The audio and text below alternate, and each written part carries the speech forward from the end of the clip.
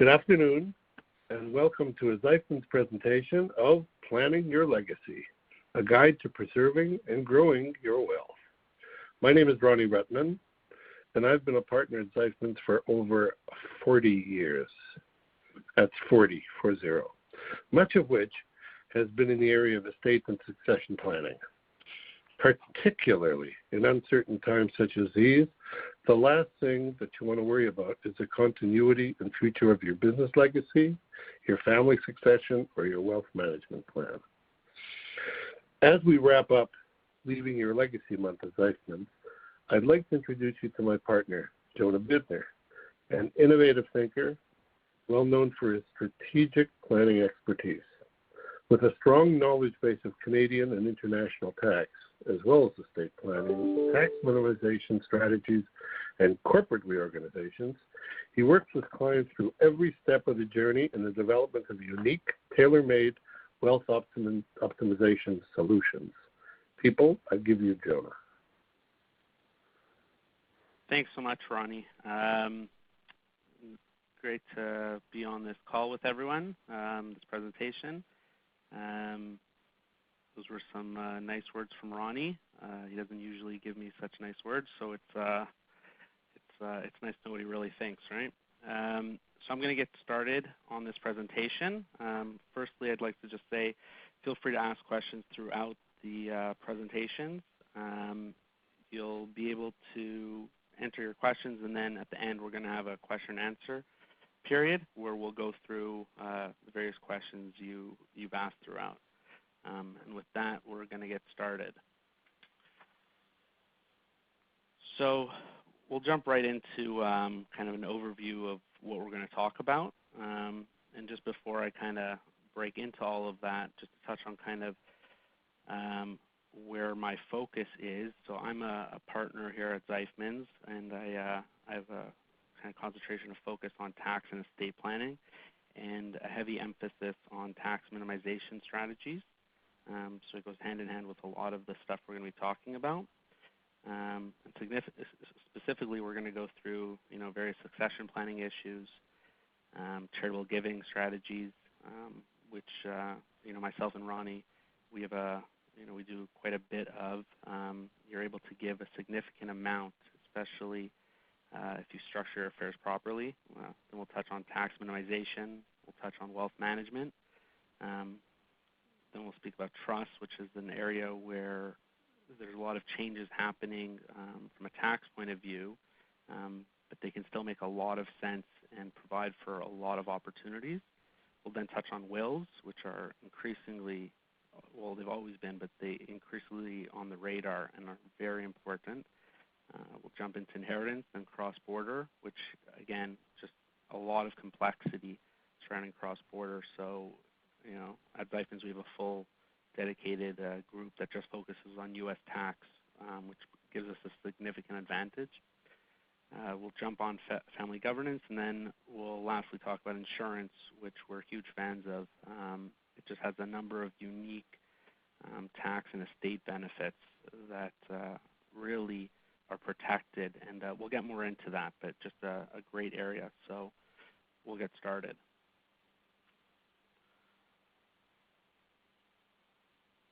So, on a high level, we'll talk about the difference between basically what a budget is versus what, we're reviewing as a legacy wealth plan.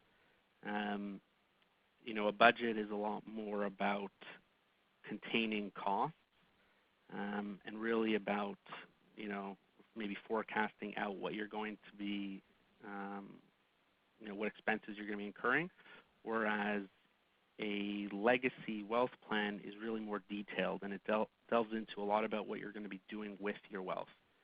And that could comprise of charities and causes. It can be, dealing with, the beliefs in passing down your wealth to the next generation. It can be about expenses as well and how you're going to be paying for those. Who exactly is going to be paying for it? Is it the older generation, generation one, or is it going to be certain costs are going to be passed down onto, generation two, generation three? And it deals a lot with family governance. Really, it's a tricky situation. It's not like a typical business partnership where you choose your partner. With family businesses, you're basically told who your partner is going to be. And it's important to note that there's not a one-size-fits-all. So it's a lot of discussions, a lot of planning, a lot of really getting into the details of everything. So we'll jump now into succession planning. Passing the wealth on, next generation. I don't really know what the slide has to do with that. If you can see the picture, someone's writing. Anyways, this is an area where people really kind of push off. They don't want to think about it. It has a tremendous amount of stress. Thinking about, okay, what's going to happen to my business? Are my kids going to be involved? Will they have an active role? Will they have a passive role? So, like most things in life, whether it's thinking about succession planning or whether it's doing housework, chores, people tend to push it off, even though it's tremendously important, because it is a difficult discussion. So really, it's critical that you really start now. There's really no better time than right now to start working on what this succession plan is going to look like. And it's important to really think about who are these successors. Is it your kids? Is it the next generation? Maybe next generation is going to take over the family business, but you're going to have an operator involved who's not going to be you. So it's really important to know, not just on the business side of things, but also just in terms of powers of attorneys, wills, things like that. Who is going to be running the show when you're gone? That leads into training, which is, if it is the next generation that's really going to be taking over the business, do they have the capabilities? Maybe your business is you run a bunch of dental practices, and you're thinking, great, one of my kids will be able to take over, but maybe they have no interest in actually being a dentist. Maybe they want to be a business person instead. So by having what that vision looks like, we're able to proactively structure. So maybe let's just talk on that case, without kind of jumping into too far. But let's say you do have that case with a dentist, and the child doesn't want to actually be an operator, but rather wants to own business. Well, maybe we can structure the business in a way that this child could have an interest in the operation, even though they're not a dentist. So we're able to get creative in those cases, and that touches on to what the structure is, the legal structure, et cetera. It's not a one-size-fits-all. We're really able to delve into what your goals and objectives are and make a structure work for that. And then it's really about the time that you pass it on. We find the older generation doesn't want to give up control. The younger generation wants to take control. So it's really about making that transition smooth. Oftentimes there's a lot of, let's call it friendly arguments behind the scenes during that transition.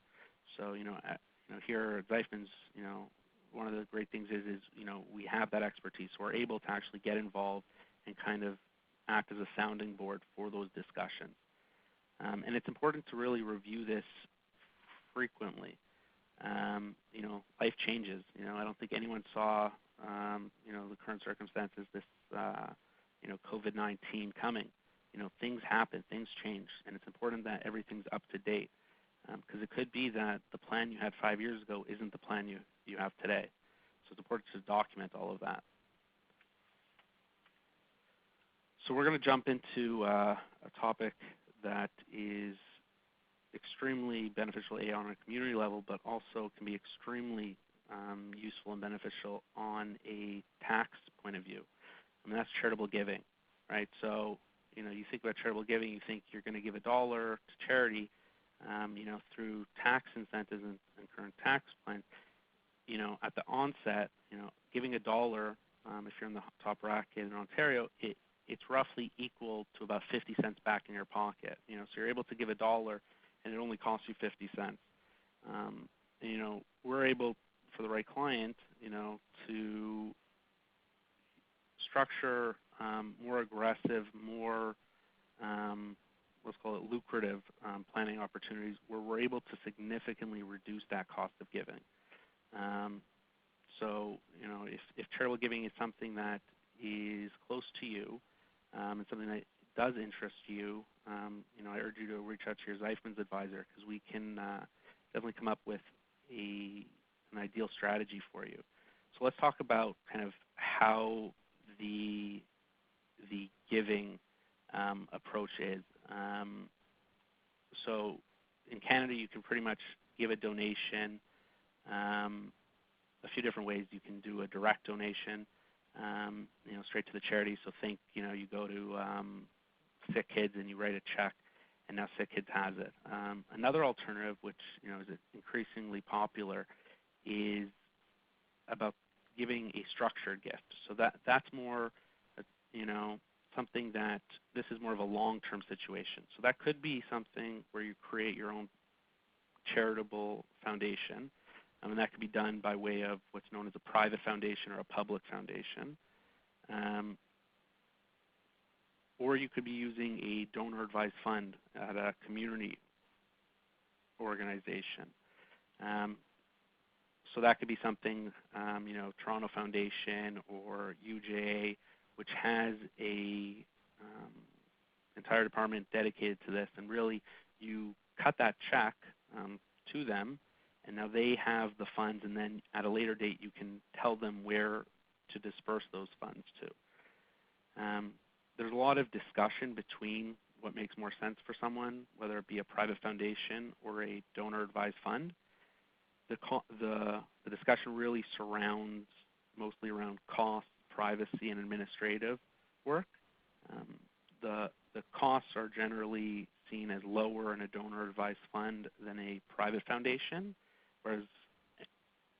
and a private foundation typically is seen as something you have more control of than a donor-advised fund because it is a third-party manager.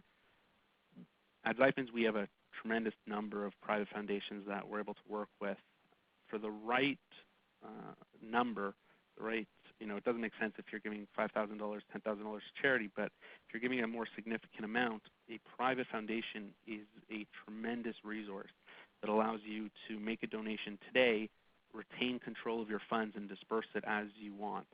So to go back to that discussion of the tax benefits of a donation, well, say I had a big year this year, and I know that over time I'm going to give a significant amount, I can make that gift today, retain the funds in my control, and disperse it as I please, but get all that tax benefit up front on day one. So having access to either a donor-advised fund or having access to a private foundation is a great tool to have. For the right circumstance, it can make a lot of sense. One thing to note is a public foundation differs from a private foundation in that it can hold private company shares. So what that means is, again, going back to the structuring point, if you structure a gift properly, you can be in a situation where you can make a gift of private company shares to a public foundation. So say you have a company and it's worth, for argument's sake, $10 million, and you wanted to give a significant gift to that charity. Well, maybe you donate a portion of your shares of that company to the public foundation. You get the tax benefits today without giving up any cash. Now, I'm simplifying it. There are a lot more administrative items that you need to consider. For example, you do have a new shareholder, in this case being the donor-advised fund or the public foundation. But with the right structuring, we're able to work around those rules and come up with a pretty phenomenal result. So again, if charitable giving is something of interest and you're in a situation where you have private company shares, it can be a great tool. And I'll talk about it a little bit more when we get into the insurance discussion. But when you combine that with insurance, again, you can get a really great result. Now, just to touch on kind of this whole area, I'd like to think, you know, that given kind of our expertise at Zeifmans doing a tremendous amount of work in this area, we're at the forefront of these advanced gifting strategies. You know, these can involve private corporation shares gifting, gifts of insurance, flow-through, gifts of flow-through shares in the mining sector, and also alternative gifts. Now that could be public company shares, which have favorable tax attributes when you make a donation of them, being that you don't pay a capital gain on the donation. And that also can be something where you first transfer the shares to a private company and then donate them. And that way you're able to extract from what's known as the capital dividend account. There's also other alternative gifts such as gifting jewelry or legacy gifts. We've been involved with a number of very unique situations, be it cultural property, artwork, jewelry. The sky's kind of the limit. So I definitely urge you, if you have this charitable intent and it's something that interests you, to reach out to your Zeifmans advisor and see how we can assist. Just to wrap up on that, the real benefits here is A, you're able to benefit the community at large, but you're really able to gain from the tax benefits. In some cases, we're able to structure a gifting strategy where you will be cash positive. So you will actually see a positive return on your gift. So just to reiterate on that, you will make more than you give. Again, these are not for everyone. These are not necessarily for someone who's looking to donate, call it even $50,000 or $100,000, which is definitely large. These are for significant gifts. We can really get great results. So this goes hand in hand with tax minimization, which is really about keeping more of your hard-earned money. Under Canadian tax principles, you're allowed to structure your affairs in a manner to pay the least amount of tax. There's a number of court cases that provide precedent for this position, most notably the Duke of Westminster.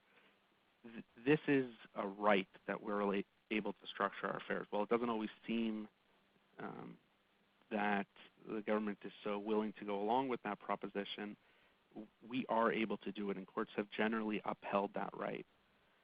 So there's a number of different planning options for high net worth people and ultra high net worth people. There's a significantly greater area of ways to structure your affair. But even for the average person, we're able to do pretty significant tax benefits. So again, lots of opportunities for the right person. Now that's not to say it's for everyone. You have to have the right, so to say, mindset and right profile. You know, be somewhat aggressive, but there is the ability for this. So that again goes whether you're a high income earner, so be it a CEO of a public company, or even if you're a director on a number of boards of public companies and you just have large T4 income. That could be you have a one-off transaction where you're looking to minimize capital gains on a sale. We have access to a number of great strategies to reduce the gain on a sale. Some of these are proprietary strategies. Some of these are more, as they kind of say, on the street strategies. But we're able to do really great work. Another huge opportunity in Canada is an estate freeze. This is a great opportunity to shift the tax burden to the next generation, minimize current taxes. Another one, just simple incorporating. It's amazing how many people we meet with who just didn't even think that it made sense to do it. You know, the first $500,000 on an active business in Ontario, it pays tax at 12.2%. It's one of the lowest tax rates in the world.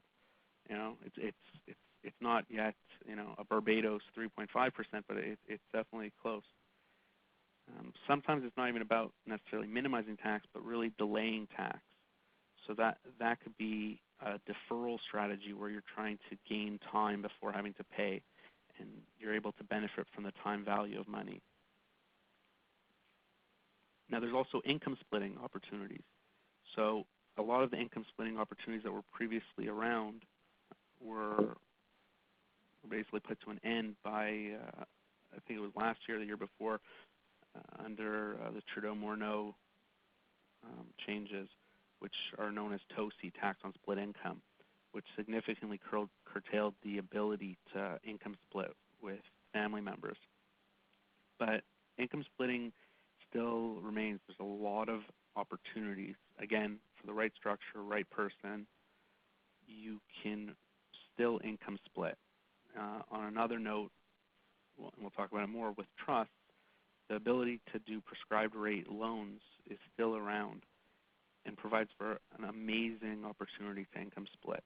This is where you would loan funds to a trust, and the trust would then invest the funds and be able to have the funds taxed in the hands of even minor children.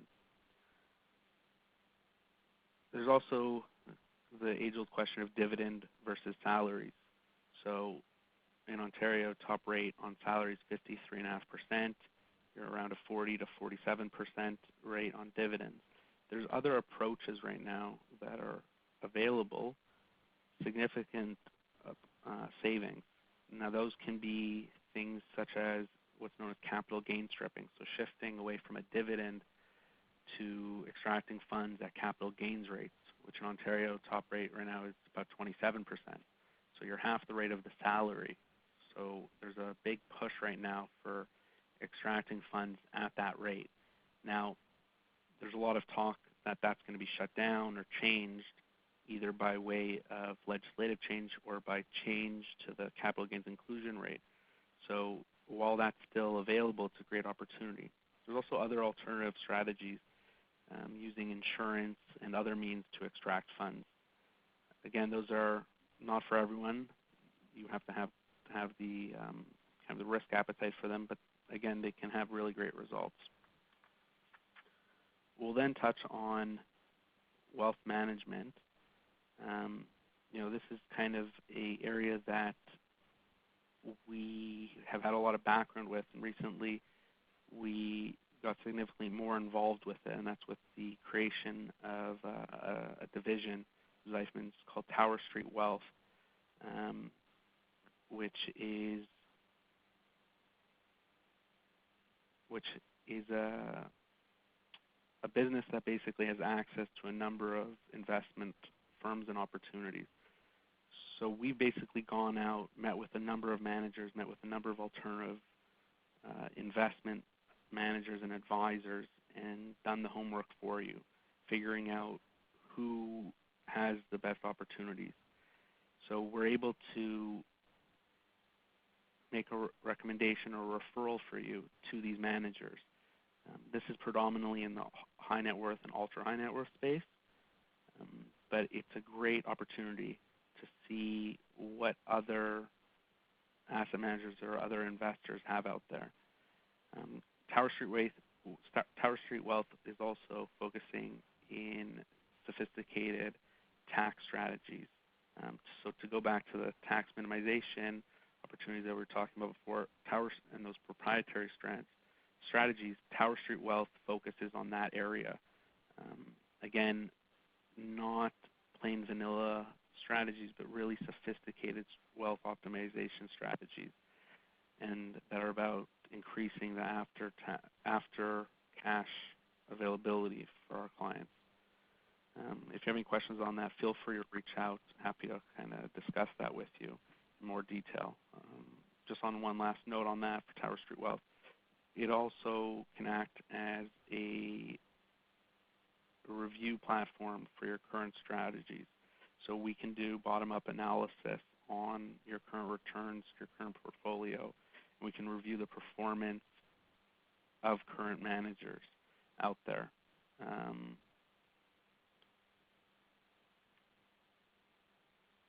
So now to go through this list, there's a number of investment options out there, be it active. There's been a big push for active management in the past bit, whereas there's also been a big push for passive, this so-called index investing.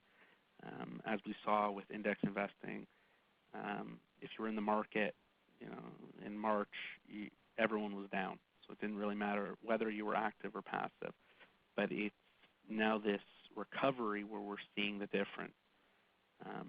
So some people who are taking a more active approach are hitting home runs, whereas the passive approach has definitely recovered, but not to the same extent. There's also about protecting your assets. So this might be a different strategy for a different person. So if someone's, say, in their late 70s, the same approach to investing doesn't necessarily work for the person who's in their 30s. That doesn't mean necessarily that it's an active versus passive approach. It could really mean a different type of investment altogether. So be it fixed income or alternatives such as real estate. It's about protecting your assets versus having them grow. So we saw in the recent decline that occurred over the past few months, predominantly in March, we saw some of our investment managers who we've connected with, they didn't have that drop because their investments aren't in traditional strategies. They weren't in equities. They weren't in public market securities. Some of these strategies had nothing to do with, the economy even. They were just able to continue to earn whatever investment they were on. So it's really about a different investment strategy for each person. Again, that could be even separating assets. So having one spouse who is more likely to be sued, not holding the assets, whereas the other spouse who is in a much more unlikely environment to be sued, owning the assets. Little tidbits like that really allow for a tremendous amount of return without even getting into the public market sector and other strategies. Just to kind of touch on the last few points here, in terms of defined partnerships, what I would say is, and this isn't so much of a wealth management or asset management matter, but it's very important. It's critical that you define those relationships at the onset. I don't know how many times we've seen it where two people come in, they're best friends, and they're 50-50 on everything, and they don't do up any paperwork, and suddenly life changes, and a few months later, it's one said this, one said that. So having that written resolve out front is a great way to minimize that after-the-fact risk.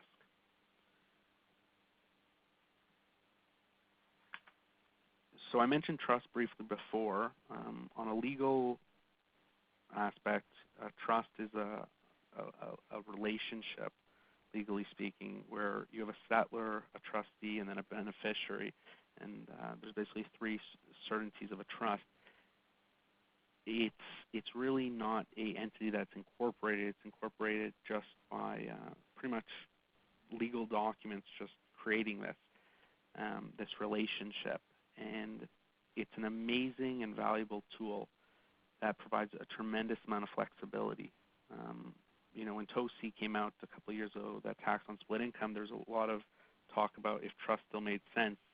But trusts are still an amazing, amazing resource.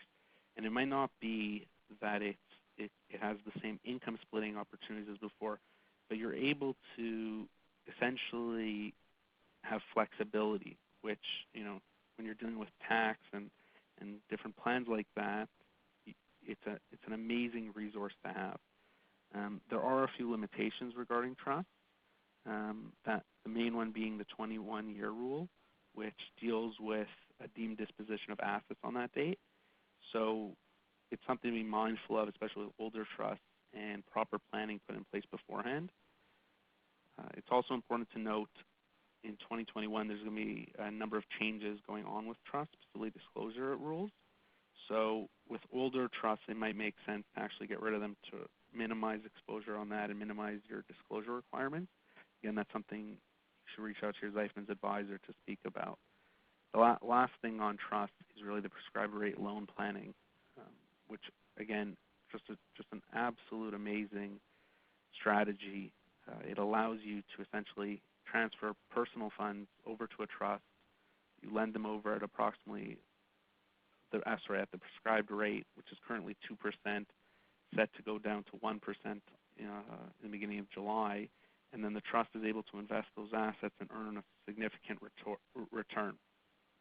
So if let's say, for example, the trust goes, invests in shares of some depressed company right now, and it just hits a home run, just unbelievable return. Well, you're able to actually income split that amongst the beneficiaries of the trust. So that means that, say you're someone who has 5 minor kids, all under the age of 18, you're able to actually allocate that gain to them. If that tax, say you had a $100,000 gain, so $50,000 of that's taxable capital gain. You have 5 kids, you allocate $10,000 each. You're not even paying tax. It's such a tremendous opportunity, and it's kind of low-hanging fruit that it's given. So especially if you have personal funds, especially if you have non-registered investments, great tool, great strategy. Again, reach out to your Zeifmans advisor if you want to learn more about the opportunity. A point on wills. It's so important to constantly review your will.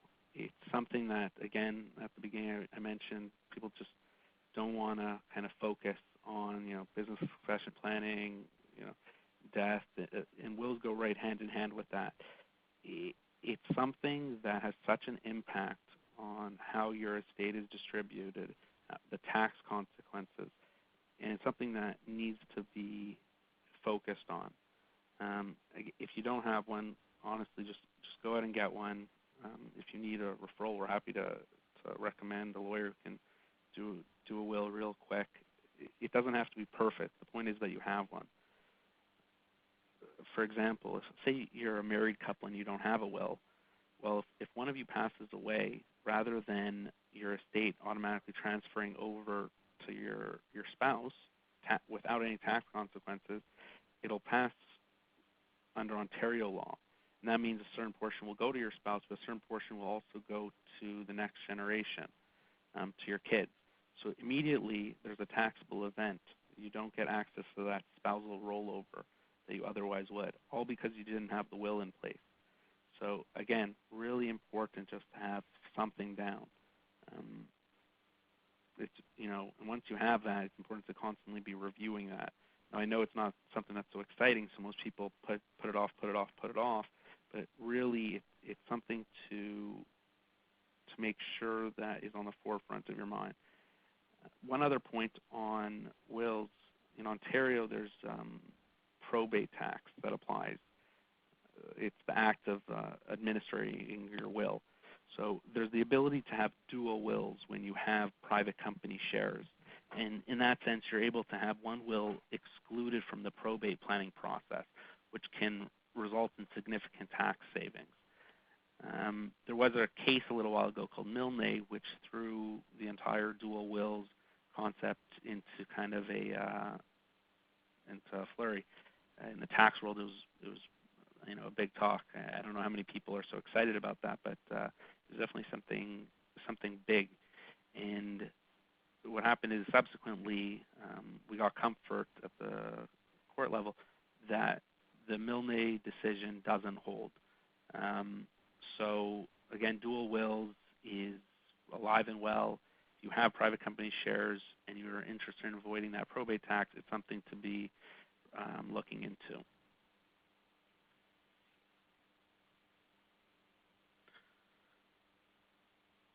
So now we're going to talk about inheritance a bit, and it's a topic that, again, not enough time is spent on, but yet it has such a huge impact.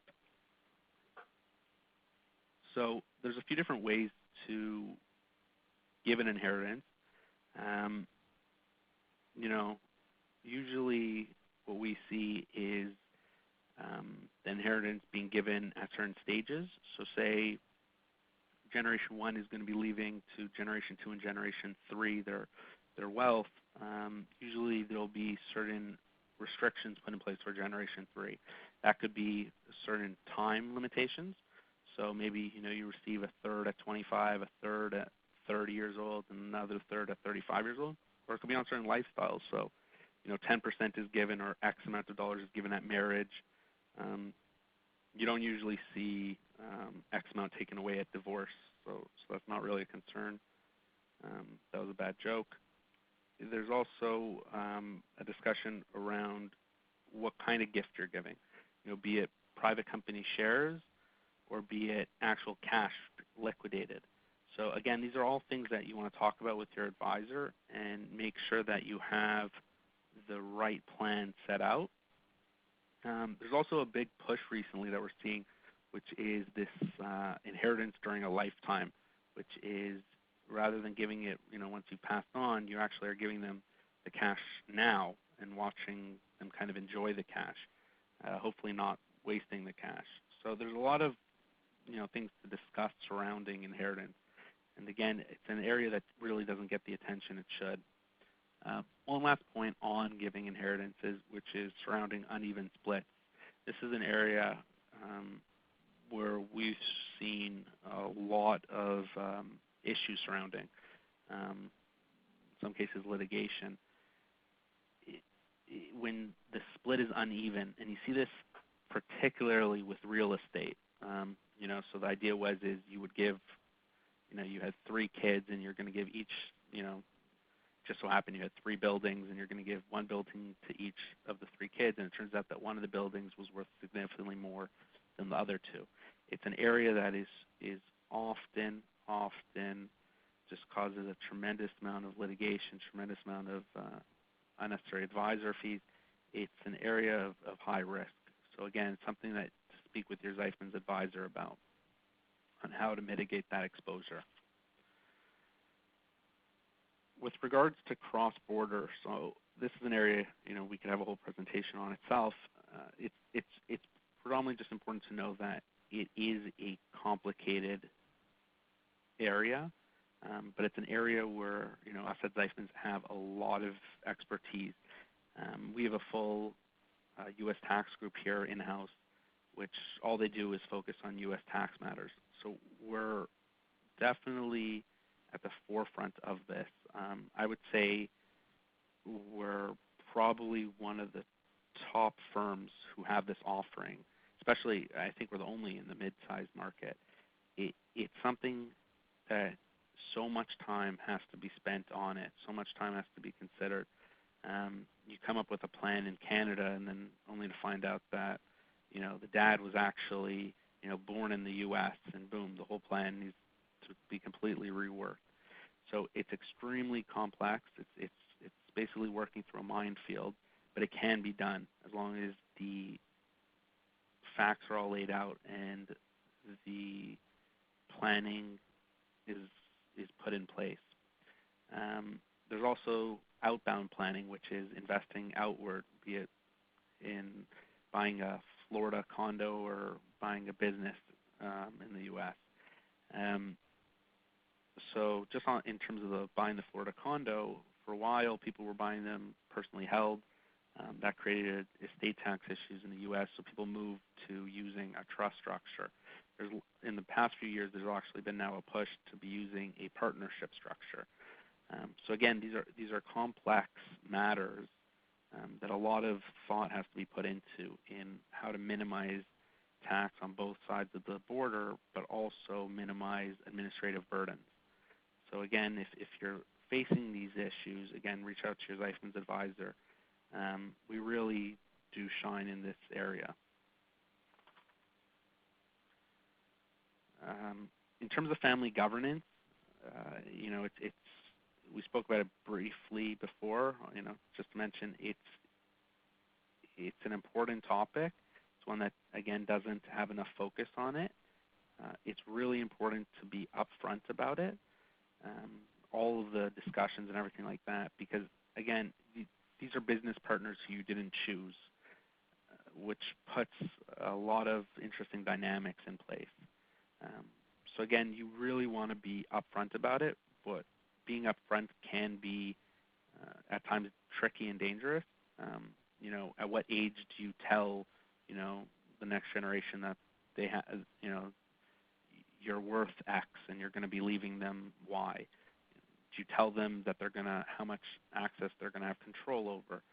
So it's something that needs to be discussed, and it needs to be discussed in the right place.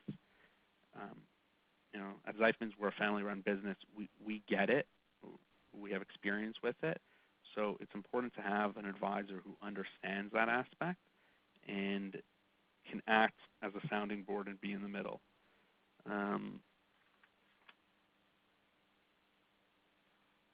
So the last thing, last topic here to talk about is insurance. And just to kind of reiterate, we're huge fans of life insurance. There is a tremendous amount of planning ability with insurance. It's an area that is just, you can do tremendous planning and get phenomenal tax results. I'm sure anyone here who's on the call who's an insurance agent is, well, they're probably in agreement with me, but they're also probably really happy that I'm saying that.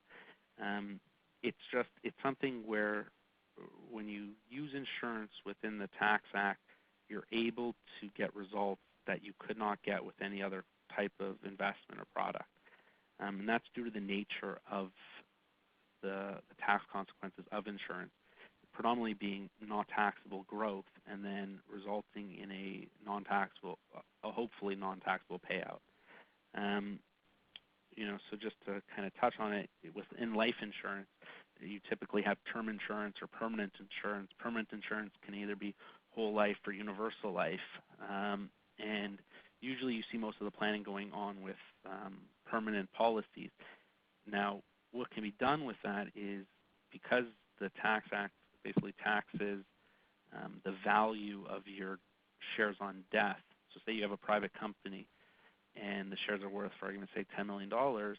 Well, the way you add or calculate the value of the life insurance within that company is a specific section which dictates what that value is, and that's equal to the cash surrender value of a policy. And what that does is it allows for, I won't call it manipulation, but let's call it the ability to introduce a lower value because of the insurance, and by adding leverage, decreasing the value of the company. So it is just a tremendous area where a lot of very unique plans can be accomplished. With respect to living benefits, these are more so seen really as a true insurance need, not necessarily as an alternative investment or a tax planning vehicle. There are add-ons, so to speak, with respect to some of these, predominantly with return of premium riders. For example, on a critical illness policy, you can have a corporately owned policy, which is then jointly owned with the shareholder. The shareholder would acquire what's known as a return of premium rider. It's possible that if no claims are made, the return of premium rider would be paid out tax-free to the shareholder, which is in effect what's known as surplus stripping. So if you're interested at all in insurance, it's generally best to have an insurance need before discussing the tax need. It's not always the case, but you can definitely have really good results out of it. And then just to touch on the life insurance kind of strategies that we're seeing in the marketplace. So again, those predominantly use leverage, and that is either by way of reducing surplus in the company by way of what's known as a guarantee fee. So a personal borrowing, you access the funds now, you pay the company a guarantee fee, the company owns the corporate asset being the insurance policy. So that's a surplus strip now during lifetime, and then on death, the insurance will pay out to what's called a capital dividend account, which can be extracted. There's also alternative arrangements. There's recently been a big push for what's known as shared ownership policies.